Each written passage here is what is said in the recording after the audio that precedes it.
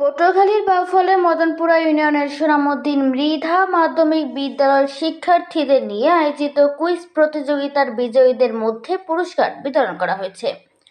বৃহস্পতিবার 27শে আগস্ট দুপুর 2টার দিকে বিদ্যালয় প্রাঙ্গণে এ পুরস্কার বিতরণী অনুষ্ঠানের আয়োজন করা হয়। জাতীয়তাবাদী ছাত্রদল মদনপুরা ইউনিয়ন শাখার উদ্যোগে আয়োজিত এই অনুষ্ঠানে প্রধান অতিথি হিসেবে উপস্থিত ছিলেন মদনপুরা ইউনিয়ন বিএনপির সাবেক সভাপতি ও বিলবিলাস মাধ্যমিক বিদ্যালয়ের সাবেক প্রধান শিক্ষক সোহরাব হোসেন। প্রধান বক্তা হিসেবে উপস্থিত ছিলেন বাংলাদেশ জাতীয়তাবাদী ছাত্রদল বাউফল উপজেলা শাখার সভাপতি আব্দুল্লাহ আল ফাহাদ।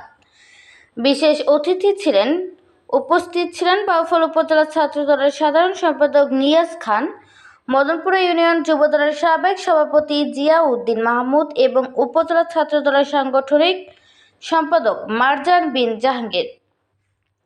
অনুষ্ঠানে সভাপতিত্ব করেন সোনামুদ্দিন মৃধা মাধ্যমিক বিদ্যালয়ের প্রধান শিক্ষক মোশাররফ হোসেন। পরে কুইজ প্রতিযোগিতায় বিজয়ী শিক্ষার্থীদের হাতে পুরস্কার তুলে দেন অতিথিরা।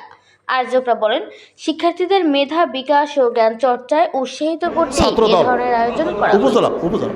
বাউফল উপজেলা ছাত্রদল নিয়াজ হোসেন, ছাত্রদল নেতা মোহাম্মদ ইমন পুরস্কার প্রদান করছেন। শ্রেণীর রোল নম্বর 1 তাসনিমা।